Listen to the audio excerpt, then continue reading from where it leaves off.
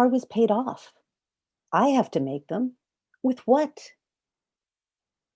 She had night terrors again, shrieking uncontrollably. I don't know. She can't tell me. She's only 2. Should I call the doctor? A counselor? Another round of angry texts. Seems pointless to respond. This is so draining.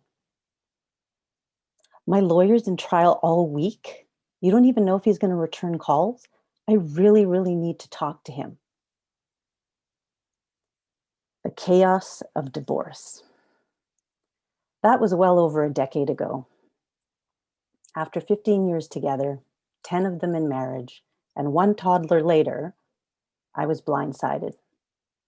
My husband came home, told me he wanted out. I was devastated. Yeah. My friend Lucky, bless her social worker heart, had to dictate emails to me over the phone and then tell me when to hit send. This was not my best moment. I know I'm not alone. Over 40% of Canadian marriages end in divorce. That rate's higher in the US. In fact, divorce is ranked as the 2nd most stressful event out of 10 that can happen to you as an adult. And I don't need to tell you, it is hard. I had gray hairs popping out all over my head. I was in my early 30s and Miss Clairol was my new BFF. Fortunately, I didn't live in that mess forever. My ex and I worked out some of the details, but the rest were worked out in the courts. After 4 grueling years with a huge hit to our pocketbooks and a load of stress, we finally moved on. Me to become a divorce coach.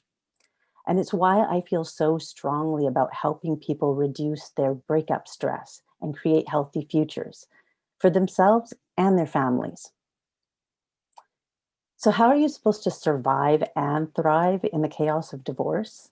That's kind of an oxymoron, isn't it? My experience, training, and work taught me otherwise. It's not only possible to thrive, it's probable. But how? Well, I only have 8 minutes, half of which I've probably already used. I do invite you to download a freebie on this topic from my website, vindyteja.com, or just DM me. It's called 8 Steps to Surviving and Thriving During and After Divorce, whether you're going through it or you're helping someone else who is. But I do want to share 3 steps I personally found pivotal in my story. Context, personal support, and reacting with intention, or CPR. Context of divorce. Understand the divorce context. It can literally feel like a fire hose going off in all directions. There's simultaneous change, legal, financial, emotional, social, the whole shebang. And we know that no two divorces are alike. They can be amicable, acrimonious, desperate, overdue, or unexpected. There could have been emotional, financial, or physical abuse as well. And then there's those feelings of shame, sadness, denial, confusion, anger, relief, loneliness, and overwhelm. These are all common and normal, even with the amicable divorces. Understanding this divorce context was essential to my survival. Once I understood that landscape, I found I could better handle the uncertainty and the lack of control and the legal delays. I gradually got better at seeking help and figuring out my priorities and communicating my needs and boundaries, not to mention letting go of how it was supposed to look like. Personal support. There is no shame in asking for help. Divorce is so often a time of stress and loss and uncertainty. I knew I desperately needed connection, information, and advice from others. I call this my personal board of directors, not drama seekers, but effective helpers. That includes all sorts of people: divorce coaches, counselors, mentors, financial, legal, and health service providers. They're all important. Go-to books, reliable online resources. I mean, like some of you, I may have been a fixture in the self-help book aisle for a while, but that's another talk. We won't get into that today. The last thing, react with intention. I found the key to moving from survival mode to thriving mode was reacting with intention and acting with focus. This seemed to be the magical step that allowed me to look for potential opportunities and even the beauty that lay within the uncomfortable changes I was going through in rapid succession.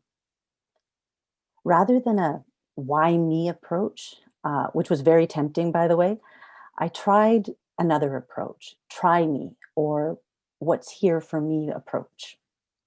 Now, I'd be flat out lying if I said I recognized those opportunities right away. I had to walk over some serious hot coals before getting there. The struggle is definitely real, whether you're divorcing or not. So it's important to deal with those emotions and the fears. But circumstances that could have easily robbed me of my equilibrium and left me dwelling in a yucky swamp actually made me stronger. They made me wiser. They made me more loving. And I'd like to think a little bit funnier. I upped my parenting game. I increased my financial literacy. I got better outcome. And I tackled home projects with tools I never used before and didn't even know the names of. And not everything turned out perfectly, but that wasn't the point. It was about going for it and getting it done. So, reacting with intention propelled me towards a much more empowering vision for my life. I decided to certify as a professional life coach and divorce coach and combined it with my legal background, as well as my own evolving experience of parenting and divorce. That way, I felt like I could do way more to help others and fill what I saw was a much needed gap. And this opened more doors for me, including my 2019 TEDx talk, which is called With This Prenup, I Thee Wed, which gave me the swift kick in the butt that I needed to finish writing and publishing my self development book called YOLO Essential Life Hacks for Happiness, which I'm thrilled just won an Independent Press Award 2021 and Canada Book Award. Who would have thought? CPR, context of divorce, personal support, react with intention. I want to close with a quote that I read a couple of weeks ago from Sharon Salzberg's mindful living book, Real Change. I have looked many times at a friend in the throes of a terrible divorce or other devastating loss and been able to picture their healing and expansive happiness. I can see it in front of me, like a faint but discernible silhouette amid the pain and chaos of their current situation. Thank you.